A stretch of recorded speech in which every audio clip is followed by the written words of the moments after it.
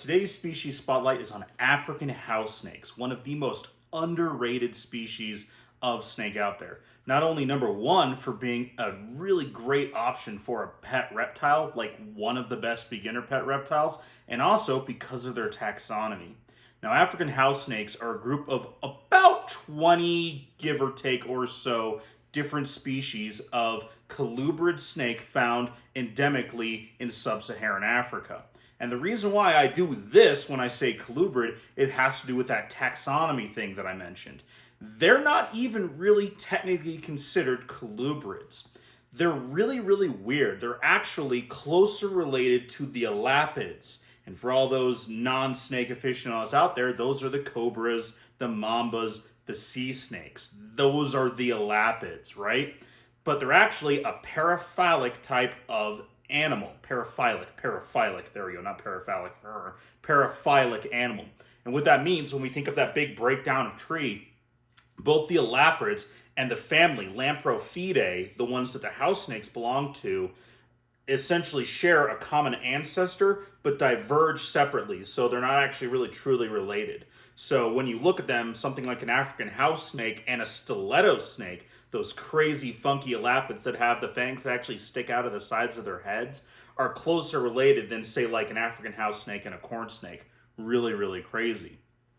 Now, these guys, while fairly diverse, being over 20 of them out there, they all have quite a few physical similarities. They're all relatively small, usually staying under about 4 feet length and maximum. There are some outliers in there, and they average between 2 and 3-ish feet long. When I say that they're endemic to sub-Saharan Africa, most of the time the ones that we normally keep of, there are 3 different species: the olive, the brown, and the cape. Those are primarily found in areas very similar to where we find ball pythons, but there is a bunch of other ones like the Angolan ones, which are largely found towards Angola and Namibia and places like that. They're fairly unicolor in color, essentially, to where there's essentially a lighter underbelly and then a color on top, and that's primarily what they are, although there can be some faint patterning, like small little circles in there that tend to fade as they get older, especially in the case of something like the black African house snake. As you can see here, the little ones that I have that are mine, the little black ones here, are actually just a form of the brown house snake. When you look at some of the brown house snakes that aren't the more darker color morph, the black, you can still see a little bit of color in there, as you can see in the other video that I have going on here, the brown and then the albino cape. Those are actually from my good friends over at Beastie's Pet Store in Pueblo, Colorado. Give them a check out, by the way. Thank you so much for letting me view your animals again. And you can see that little bit of faint patterning in there.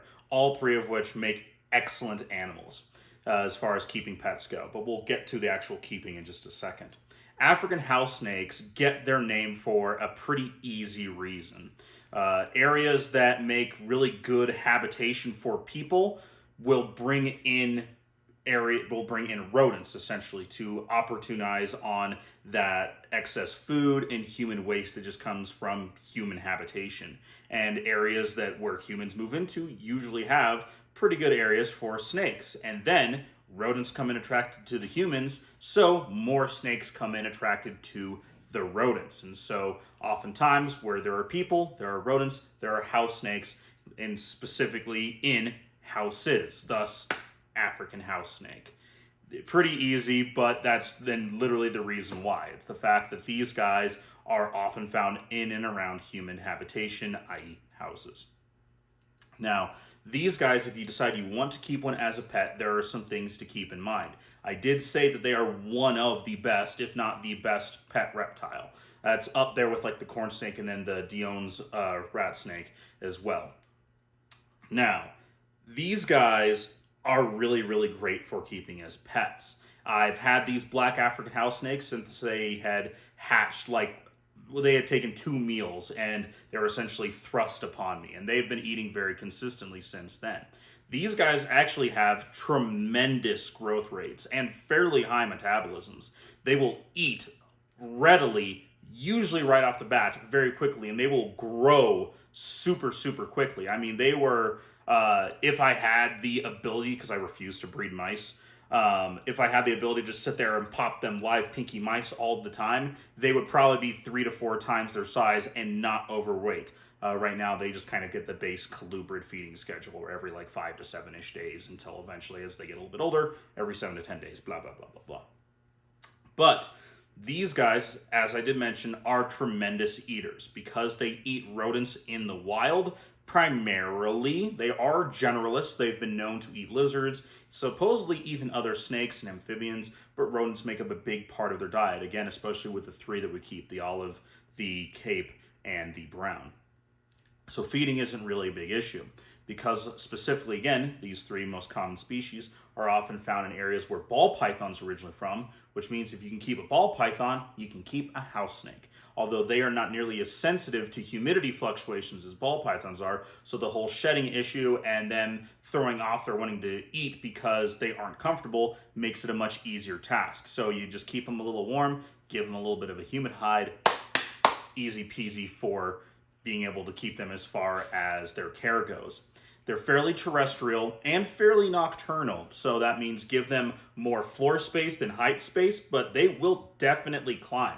They are known to be in and amongst like the bricks and in rock walls and stuff around in places in Africa. So if you give them places to climb and like elevated heights, they'll absolutely use that, as well as the fact that, yeah, sure, the whole snake UVB thing, but they really do seem to benefit from a nice low level of UVA, UVB. So something like a little, like VivTech bulb or a small little fluorescent, like little coil bulb. You don't need the full strip because they don't really need that much. But if you want to, have at it. I think they would benefit from there. The only downside to these African house snakes is that now, not only have I officially experienced this, it's been kind of a known thing about them, is that they can have a real hard time switching over to frozen thaw food. They will eat very readily and very easily, which is great, but they really, especially as babies, do not like to eat frozen thaw food. And that was a big deal with my ones. The two little black ones that you see here just have a male and female from two different females.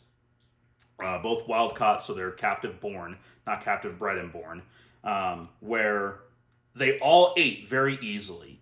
But like they would eat two live and then one frozen and then refuse to eat frozen again. Eat another live, refuse, eat another live, eat another live, eat another live, refuse a frozen, eat a live, eat a frozen, refuse. So it's a whole thing. And so that's why these guys are actually on live pinks, which does kind of stink.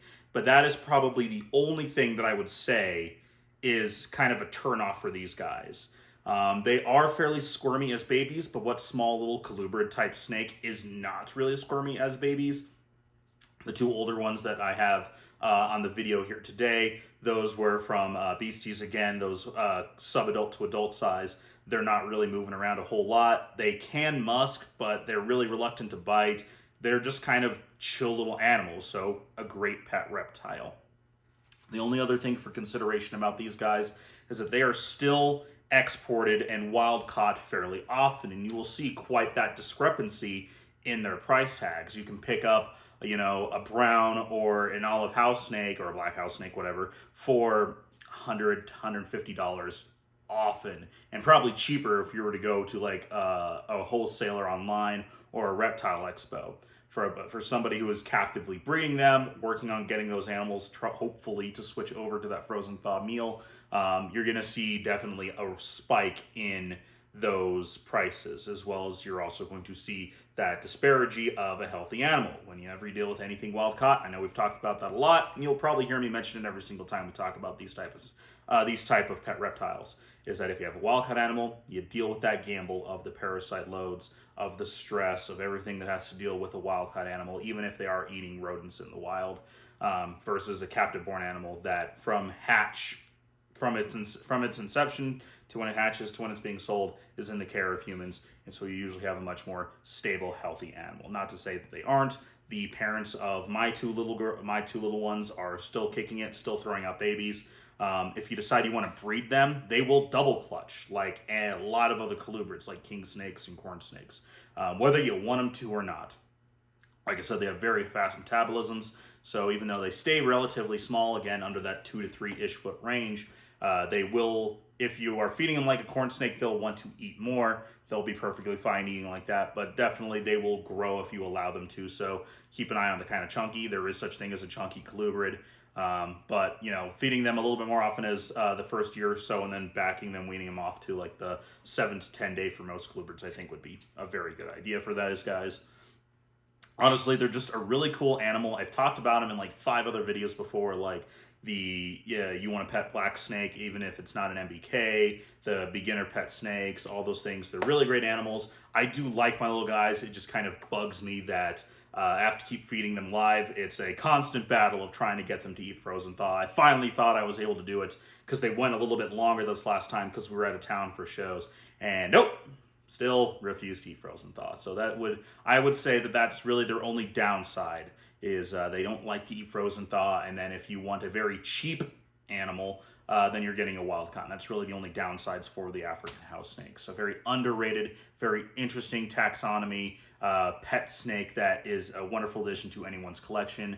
And that I will be talking a little bit about in one of my solo podcasts coming up that would be a very easy and very cool addition to a multi-species collection or for breeding purposes. So hopefully you guys enjoyed today's video. Sorry it took me so long to finally get to the African house snakes. I wanted to have the little ones that I had. Number 1, I'd like to have them. Number 2, good video. And number 3, I like to work with them for a fair amount of time before I can start to speak a little bit more confidently about them for you guys. So hopefully you enjoyed today's video. Again, if you want to check out the full species spotlight playlist here, there's quite a few in there. There's more than 70 different species on there. So you can roll through that. Helps my click-through rate with YouTube. If you have any other questions, comments, concerns, and for all those wondering about my 5K subscriber full reptile ranch tour, it is coming, I promise. It has just been a nightmare both with traveling and with weather down here. It's been crazy windy and a lot of snow, and it's just kind of really muddy, and it's a pain in the butt to deal with all of the exterior animals. And yeah, we all know that poop happens, but you'd still want it to look a little bit nice. So I'm trying to make it so where it can be nice and presentable for everybody out there, so you can kind of see what I get up to as well. So if there's anything else you'd like to see, again, I promise that the tour is coming. Please like, subscribe, share with your friends. Again, sorry I'm rambling at this point, I apologize. But if there's anything you'd like to see, hear me talk about, let me know down in the comments. You can email me, check me out on the other social medias, Instagram, TikTok while it's still around, and places like that. So again, thank you so much. Hope you're having a great day. We'll check you next time.